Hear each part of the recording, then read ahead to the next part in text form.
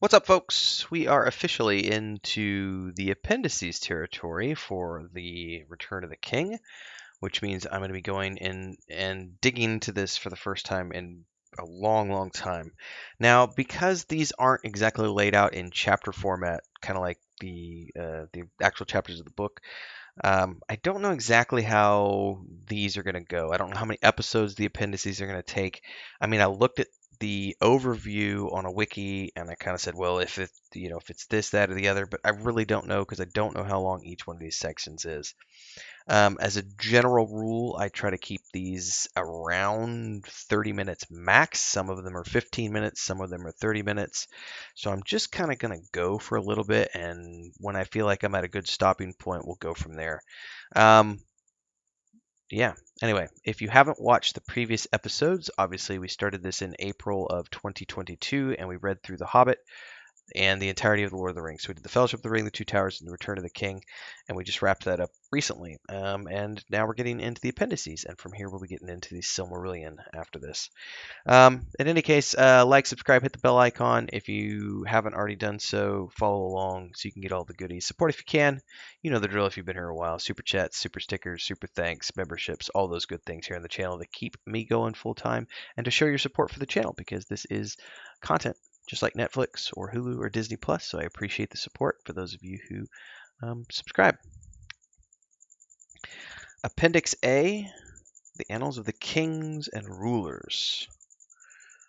It says here, concerning the sources for most of the matter contained in the following appendices, especially A and D, see the note at the end of the prologue, section A3, Durin's folk was probably, I love this is how Tolkien writes things, because he's saying, it was probably derived from Gimli the dwarf, who maintained his friendship with Peregrine and Meriadoc and met them again many times in Gondor and Rohan. So he's writing this as if, not as if it's de facto reality, but as, well, this is a potentially true based on these things, and this is where it came from. It says the legend histories of the lore to be found in these sources are very extensive. Only selections from them, in most places most abridged, are here presented. It says the principal purpose of all this is to illustrate the War of the Rings and its origins and to fill in some gaps of the main story. Now, obviously, the Silmarillion is going to have a hell of a lot more information on all this stuff, so we'll be getting into that later as we go. It says the ancient legends of the First Age, which was Bilbo's primary interest, are very briefly referred to, mostly related to the ancestry of Elrond and the various lineages of the Númenórean Kings and so on and so forth. Dun, dun, dun, dun. Dates given are Third Age, unless they are marked Second Age or First Age or Fourth Age. FA for Fourth Age. What is First Age then? The Third Age ended in September 3021. But the first records at Gondor, the Fourth Age began on March 25th, 3021. Huh. So this is just basically a listing of what's to come. So this is, I'm assuming, how is this broke down? I'm going to pull up a listing here on the internet. The appendices of Lord of the Rings, because I'm curious how these are broken down. It says Appendix A 1, the Númenórean Kings. Okay, so Section 1, Númenórean Kings, Section 2, the House of Errol, Section 3, Durin's folk. Okay, so we're in the section on Númenórean Kings right now. So we get mention of Feanor here, who is the greatest of the Eldar in arts and lore. It says, but also proudful, arrogance. He was the one who created the Silmarilli. The Silmarilli? Is it Silmarilli or Silmarilli? Silmarilli, probably, the three jewels, and filled them with the radiance of the two trees, Telperion and Laurelin. Morgoth coveted them, stole them, destroyed the trees, took to Middle-earth, and took the Silmarils to his fortress of Thangorodrim. And then it says here, Feanor left the Blessed Realm against the will of the Valar, went in exile to Middle-earth, taking a great host of his people, It says in his pride, he said, I'm going to go get those jewels back from Morgoth. Son of a bitch. It says, thereafter followed the hopeless war of the Eldar and Edain against Thangorodrim, in which they were at last utterly defeated. The Edain, also known as Atani, were three peoples of men who, coming first west to the north of the shores of the Great Sea, became allies of the Eldar against the enemy. Three unions of the Eldar and Edain: Luthien and Beren, Idril and Tuor, and Arwen and Aragorn. So this is great right here, because this is something where when we got into the Rings of Power, one of the things that I criticized was how they made another human and elf union, because they were very rare over the course of all this history. And I've heard some people, oh, they weren't that rare. There was three of them. Yeah, these three. Three is not common. Three is rare. Out of all of the tens of thousands, hundreds of thousands of people who were born on both sides of the equation, there were only ever three unions between their peoples. That's not common. So it's one of those things from the Rings of Power that I really just didn't appreciate. Again, scope of everything. Rings of Power is important because it brings more people to Middle Earth, but I'm allowed to criticize, even though overall I did find it to be, worthwhile. I didn't just write it off like so many other people did. Again, this goes back to my Star Wars and Star Trek thing. If you're a fan, and you're a lifelong fan, then you're a fan. End of story. You are a fan of all works of the franchise, IP, so on and so forth. Not all works are going to be of the same quality. Everybody's going to have different opinions on what's good quality, bad quality, art is subjective, blah, blah, blah, blah, blah, blah, blah. But at the end of the day, fans accept good and bad. They accept all of it. Are you a fan? Huh? Luthien was the daughter of King Thingol. Her mother was Melian. So this is some of the stuff that, it's interesting to see lineages, but it's also boring as hell. I don't find lineages to be exciting, especially, it's just like reading the Bible at some point. And that's one of the things you have to get past when you start reading the Silmarillion. I remember that much. So Beren and Luthien, we're getting a very condensed version here, wrested a Silmaril from the Iron Crown of Morgoth. Oh, sorry, everybody. I've been up all night. It's been an all-nighter for me, and it's 4:30 in the morning when I'm recording this. Okay, Luthien became mortal. Dior was her son. Elwing was his daughter, and had in her keeping the Silmaril that was rescued. Idril Celebrimbor was the daughter of Turgon, king of the city of Gondolin. Tuor was the son of... Oh, so this is giving us the breakdown of the three different unions of the Eldar and the Eldain. See, I don't remember Tuor and Idril at all.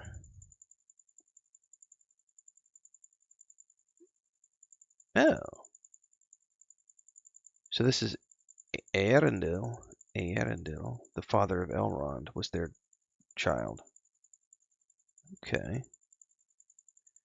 Eärendil married Elwing, and with the power of the Silmaril passed the shadows and came to the uttermost west, speaking as an ambassador of both elves and men, and then obtained the help by which Morgoth was overthrown. So cool. Yeah, it says here, though, he was not permitted to return to mortal lands, and his ship bearing the Silmaril was set to sail in the heavens as a star, a sign of hope to the dwellers of Middle-earth oppressed by the great enemy. The Silmari alone preserved the ancient light of the two trees before Morgoth. The other two were lost at the end of the First Age. Of these things, the full tale and much else concerning elves and men is told in the Silmarillion. It even tells us that here. So this is the other thing too. Like when you get into the Rings of Power, that bullshit story they made up about the Mithril. That was another thing that I really didn't appreciate, because it specifically says here that the other two Silmarils were lost at the end of the First Age. So there's no way it could have been that tree where lightning struck and the power of the Balrog and the Silmaril. Yeah, whatever. That was the worst one for me. Out of the entirety of the Rings of Power, the Mithril tale was really bad.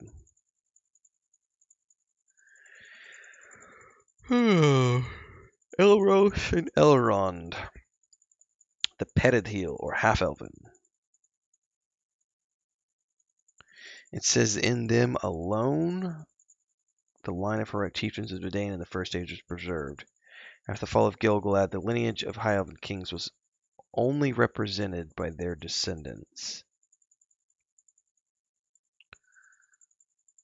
Hold up here. It says, at the end of the first age, the Valar gave the half-elven an irrevocable choice to either be elf or human. Elrond chose to be of elven kind, became a master of wisdom, and he was granted the same grace as the high elves,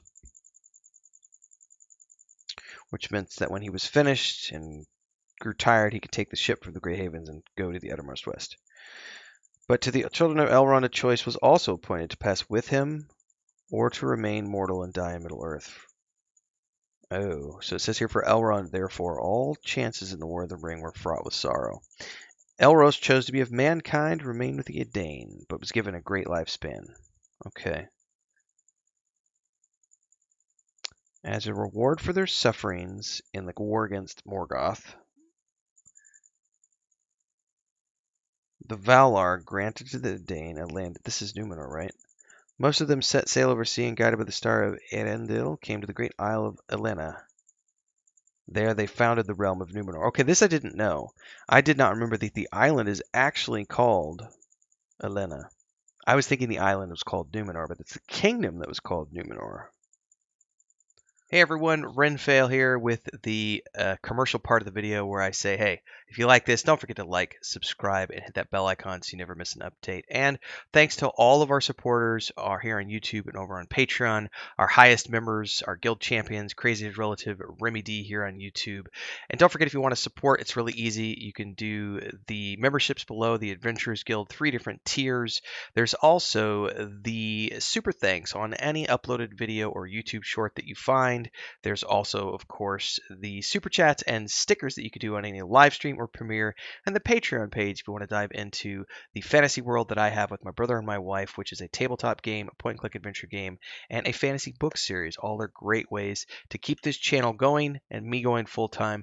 Thanks again for those of you who support. Let's get back to the video that you're watching now.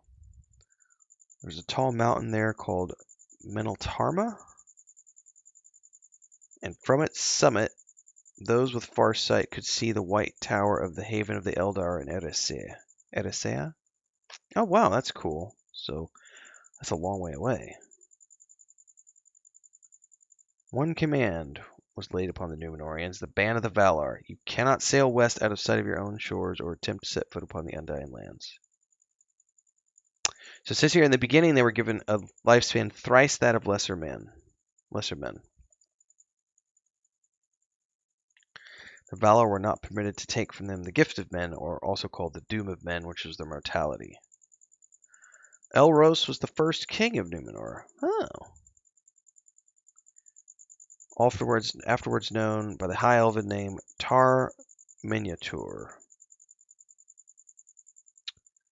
And it says here that his descendants eventually begrudged the choice of their forefather, desiring the immortality of the Eldar, and began murmuring against the ban. Ooh, it's not good. This is how rebellion starts, and that's how Sauron was able to corrupt them here, bringing about the downfall of Numenor and the ruin of the ancient world, as is told in the Akhlabeth. And then we get a whole line of names of the kings and queens of Numenor, which I am not going to be reading in this video. Although worth mentioning here, it says R. Inziladin repented of the ways of the kings and changed his name to Tar Palantir, or the Farsighted. His daughter, Tar Miriel, would have been the 4th queen, but the nephew usurped the scepter and became Ar-Pharazôn the Golden, last king of the Númenóreans. These are important names because of what's going on with the Rings of Power. So worth mentioning their names even though we're skipping all the other ones. And then it says here, in the days of Tar Elendil, the first ships of the Númenóreans came back to Middle-earth. His elder child was a daughter called Simarian. Her son was Valandil, first of the lords of Andúni, renowned for their friendship with the Eldar. From him were descended Amandil the Last Lord and his son Elendil the Tall. The sixth king left only one child, a daughter, who became the first queen, and it was then made law that it didn't matter who it was, man or woman, the eldest child of the king would receive the scepter. Says here, the realm of Numenor came all the way to the end of the Second Age and kept increasing in power and splendor until half the age had passed, and they grew in wisdom and joy. First signs of shadow falling upon them were in the days of Tar Minastir, who was the 11th king, who set a great force to the aid of Gil-galad. He said he had great love for the Eldar, but also envied them. I think all Númenóreans envied the Eldar to some degree. By this point, they had become great mariners, exploring everything east of the island, but began to yearn for the west and those forbidden waters. It's the fruit of the forbidden fruit, the fruit of knowledge of good and evil, man. It says the more joyful the life, the more they began to long for the immortality, because, things are good. We want to have this last forever. It says after Minister, however, the kings became greedy. And while the Númenóreans had come to Middle-earth in the beginning as teachers and friends of lesser men, afflicted by Sauron, their havens then became fortresses, holding stretches of coastland in subjection. Atenmir and his successors levied heavy tributes, and the ships of Númenóreans returned full of loot and booty, man. Tar Atenmir was the one who first spoke openly against the ban and declared that the life of the Eldar was his by right. Ooh, that's not a good way to speak, man. The shadow deepened, and the thought of death darkened the hearts of the people, and the Númenóreans became divided. On the one hand, those who followed the rules of the Eldar, and the others who said no. They called themselves... Oh, hang on a second. It says those were... The faithful are the ones who sided with the Eldar and the Valar. And those who weren't abandoned the use of the Eldarin tongues. And it says at last the 20th king took his royal name, calling himself Adun... Oh man, I'm going to butcher these names. Adunakor, Lord of the West.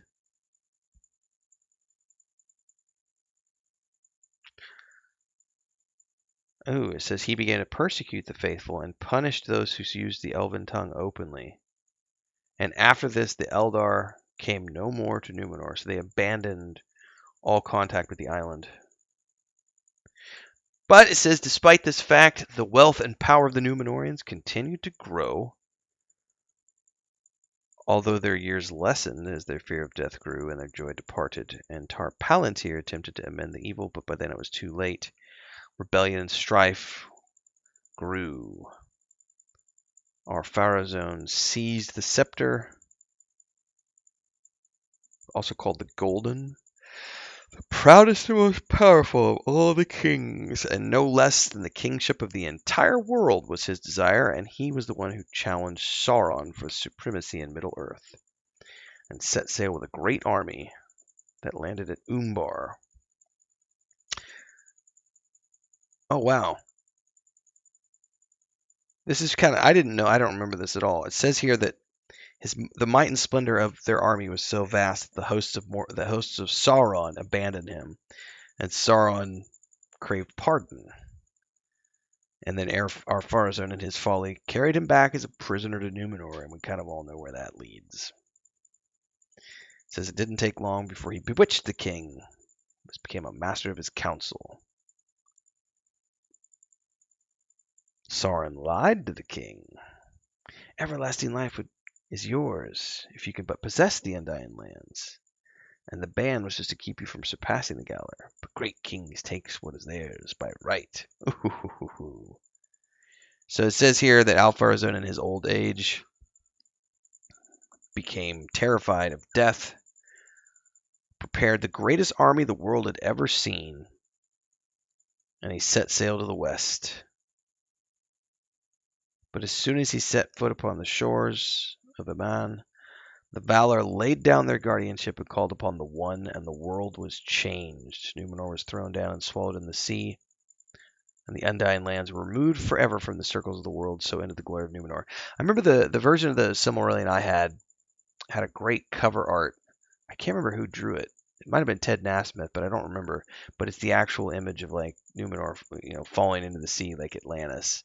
Which this, by the way, it's a great homage to the legend of Atlantis, a great city of technology and so on and so forth. I think that it's a fascinating look into the mind of a writer who was drawing from many different sources for his material. It says the last leaders of the faithful survived with 9 ships. This is Elendil and his kin, a seedling of Nimloth, and the 7 seeing stones, which were gifts of the elder to their house. They were born in the wind of a great storm and cast upon the shores of Middle-earth and established there the 2 realms of Numenor in exile, Arnor and Gondor. Elendil dwelt in Anuminus, and the southern rule was Isildur and Anarion. By the way, I had I remember in EverQuest many years ago, one of my main alts, I was able to get away with using the name Anarion. Totally stole it. No shame for like a 19-year-old kid. They founded Osgiliath between Minas Ithil and Minas Arnor, not far from the confines of Mordor, and for this good at least they believed it had come out of ruin that Sauron had also perished, but it was not so. Although Sauron was caught in the wreck of Numenor, and his bodily form taken away, his spirit returned to Middle-earth. It says a spirit of hatred born upon a dark wind. He was unable ever again to assume a form that seemed fair to men, becoming black and hideous. And his power thereafter was through terror alone. Ooh, it says he was angered when he heard that Elendil, whom he had most hated, had escaped him, and it was now ordering a realm upon his borders of Mordor. And it says thereafter, after a time, he made war upon the exiles before they could take root. Ordruin burst once more into flame, was named anew in Gondor Aman Amarth, Mount Doom, but Staron struck too soon before his power was rebuilt. And the last alliance with Gil-galad was made against him. He was overthrown and his One Ring was taken from him, and so ended the Second Age. Alright, then we see part 2, the Realms in Exile. Oh man, this is just lines and lines and lines of lineages. Part 3, Eriador, Arnor, and the heirs of Isildur. Where are we at? We're 22 minutes in. I'm going to save that for next time. I'm scrolling through here. There's actually quite a few pages of content here. So yeah, this will be the next episode. We're going to be covering, what is this? This is the Lord of the Rings. This is the Appendices A, Part 3, Eriador, Arnor, and the heirs of Isildur. Yeah, that'll be next week's episode. That way we can keep these, 20-ish minutes long or so. I don't want these to be huge episodes. Because this is less me and analyzing things. Because with like the chapters, there's a lot of discussion and analytics and so on and so forth. And I'm sure there will be with the Silmarillion. But here it's mostly me just kind of scanning things and going, okay, I remember this, this, and this. This is going to be explained in greater detail in the Silmarillion. Eriador, Arnor, and the heirs of Isildur. Eriador was of old the name of all the lands between the Misty Mountains and the Blue. By the way, Lord of the Rings Online has a great map. I love the way they have their maps laid out in that game. And I really love the new maps they're doing, the new versions. See you next time, everybody. Next week, same time, same place.